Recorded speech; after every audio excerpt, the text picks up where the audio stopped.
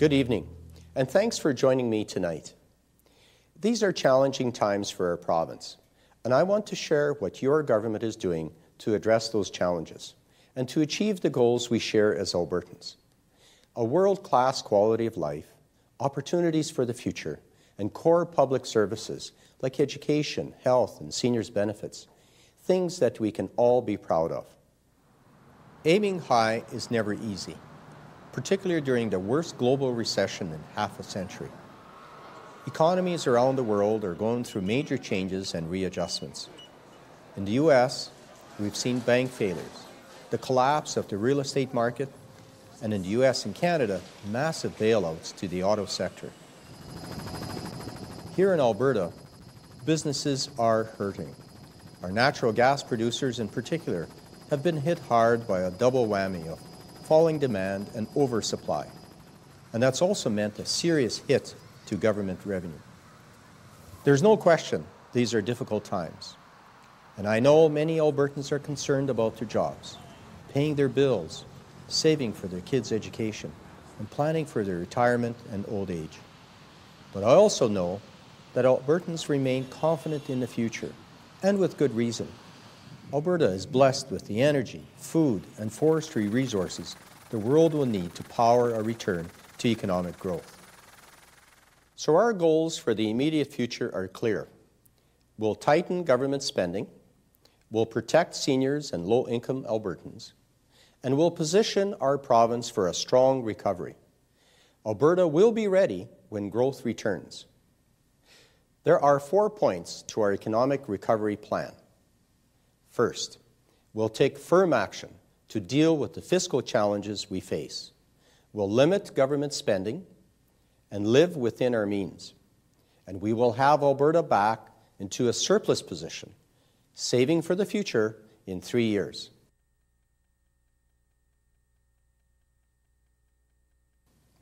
To help accomplish this, salaries for civil service managers will be frozen for 2 years. And we will be asking the entire public sector to share in this effort. For a short while, we must all share in the goal of putting jobs before raises. Second, we'll use our cash reserves, the Sustainability Fund, to cover our revenue shortfall. Our savings during the good years were substantial. We socked away $17 billion to help us with times like these. We'll use it to protect key programs now. And in 3 years, we will once again begin replenishing that account. Third, we'll continue to invest in public infrastructure to get value for the taxpayer, to support jobs, and to prepare for a return to economic growth. And in a few minutes, I'll explain how individual Albertans can participate in building Alberta's future. Fourth, we'll make sure that our energy and other industries are competitive and attract the investment we need to develop Alberta's resources. At the core of this 4-point plan is a deep faith in Albertans' community spirit and in the values we share. We will tackle these problems together. And as I've said before, this plan will not increase taxes. You cannot tax your way out of recession. That would only hurt the fragile recovery that's starting to emerge.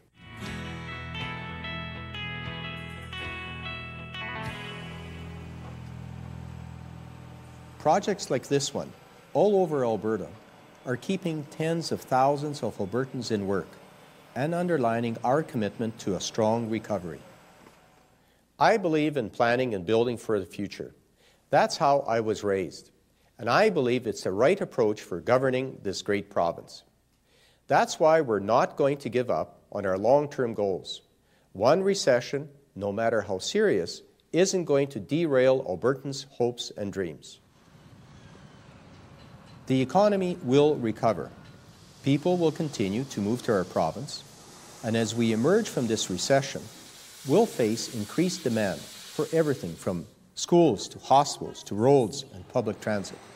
So we must continue to make the necessary investments in the public infrastructure we know Albertans will need when growth returns. Taking these steps today will help grow our economy tomorrow. And now that construction is less expensive, up to 40% in some cases, we're getting more for each taxpayer dollar. It's just common sense to take advantage of that. We're able to do this because we were well prepared going into this recession. We paid off the provincial debt, $23 billion, and we saved money during the good years. Since 2003, we've saved $25 billion. Most of that, $17 billion, went into a sustainability fund, Alberta's cash reserves. Thanks to the hard work and sacrifice of Albertans, even though we're predicting several difficult years, we have substantial reserves to help see us through. We've also kept taxes low. Alberta has the most competitive tax rates in Canada and the lowest taxes on families. There's no question our past actions have positioned Alberta well, and that's good news. We also know that Alberta is not immune from this recession. We all know families and businesses have been hurt. Natural gas, agriculture, and our forestry sector are all having a tough time. We've also taken a big hit to the government revenues that pay for public services, and we know that even after the recovery arrives, it'll take a while for those revenues to catch up. So it's important that government does what many families are doing in these difficult times, making adjustments and living within our means. That's why in the budget earlier this year, we launched a solid plan to return our province to sustained growth and balanced budgets. It's a practical response to the recession that tightens spending while at the same time continues to build for the future. We will meet the commitments we've made when we're able to afford it. In the meantime, we'll balance the province's operating budget, the dollars we spend on public services, and we'll focus on helping the vulnerable, supporting the programs and services Albertans need most, like healthcare, education, and support for seniors. Albertans are optimistic about the province's future, and with good reason. We have the resources the world will need to make a strong recovery.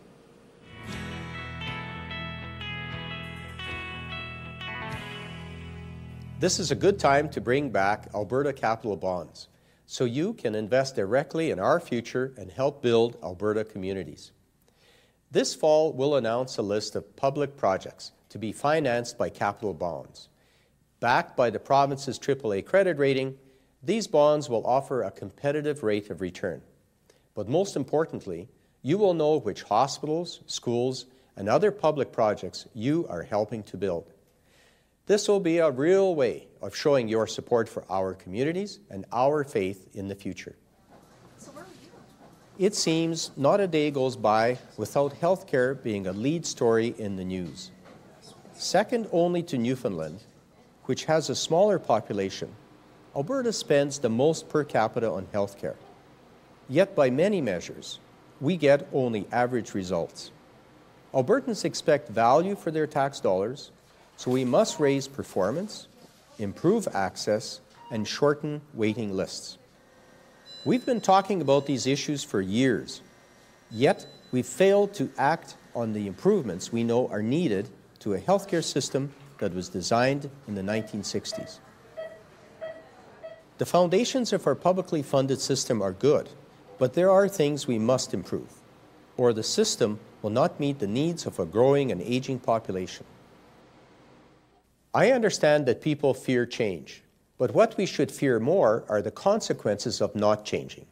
Because if we don't make improvements, the results will be longer wait times, constant shortages of staff, and a system that fails to meet our needs. We cannot let that happen. I believe our province will lead the way in improving access and delivery of public health care in Canada. Through innovation and the leadership of our healthcare professionals, we will make the difficult but necessary improvements to the system and get full value for the very significant taxpayer dollars we spent. I know that seniors want to be assured that our healthcare system will be there for them. Our plan shows the way forward by ensuring we all receive medical care when we need it. And I believe Albertans have the courage to create the healthcare system we all want, one that will be there for us in the future.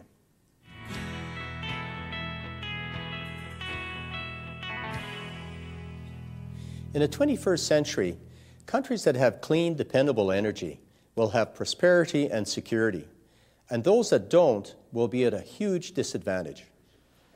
Canada is rated as the most energy-secure nation in the world, largely because of Alberta's oil sands, the second largest proven oil reserve on Earth, enough to meet Canada's energy needs for hundreds of years. The oil sands are a game changer for Alberta and for Canada. They represent the future prosperity of our province and our country. It's an advantage we'd be foolish to give up. We know the potential of the oil sands comes with a great responsibility, one Albertans willingly accept, to manage oil sands development wisely over the long term. That's why Alberta has led the way in setting limits on greenhouse gas emissions by large industry. And we're still the only jurisdiction in North America to put a price on carbon. Industries that fail to meet their emissions reduction targets pay into a fund to develop technologies to lower emissions even further. It's why Alberta is leading the way in developing carbon capture and storage technology, CCS, which offers the best option for making a dramatic reduction in emissions. If we don't demonstrate leadership on these issues, our ability to export our oil and maintain our prosperity could be seriously harmed. We also need to invest in new power transmission to support a growing population and expanding economy. I know you're hearing conflicting messages about whether we need additional transmission. The fact is, no major new lines have been built since the 1980s, while our population and demand for power has grown substantially. From 2001 to 2008, the growth in demand has been the equivalent of adding a city twice the size of Red Deer each year. Our system is aging, congested, and inefficient. We wouldn't tolerate that situation with Alberta's highways, and we cannot accept a second-rate transmission system. Education and science will lie at the heart of our future prosperity, and institutions like our new Mount Royal and Grant MacEwan universities will play a key role in developing Alberta's greatest natural resource, our people. Albertans are hardworking and highly motivated. They want to succeed. That's why we will continue to strengthen education and workforce training.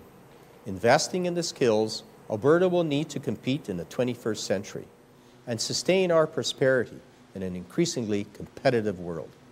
In today's global economy, improving our competitiveness is just as important as managing our finances. The competitiveness review that government will complete by the end of the year will focus on our upstream oil and gas industry, making sure there's a level playing field for our exploration industry and exporters.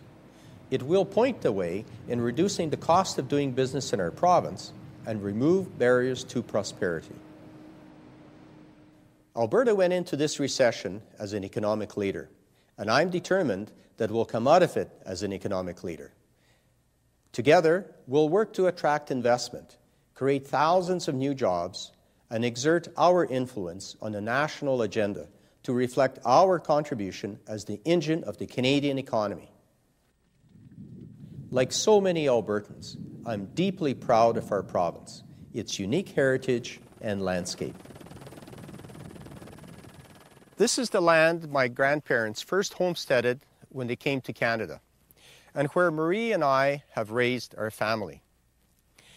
My grandparents came here for the very same reason many choose Alberta. They see it as a land of opportunity, a place where you can achieve your dreams. Those dreams weren't so different from what Albertans dream of today. A place where you can set your own path, where hard work is rewarded, where you can be a part of a safe community and raise a family. These are not easy times, but Alberta is still that land of opportunity. and its potential is undiminished. There will be some difficult decisions to make in the coming months as we work on next year's provincial budget. But Albertans can rely on their government to make those decisions with an eye on our future prosperity and quality of life. We'll be guided by common sense and listen to good ideas.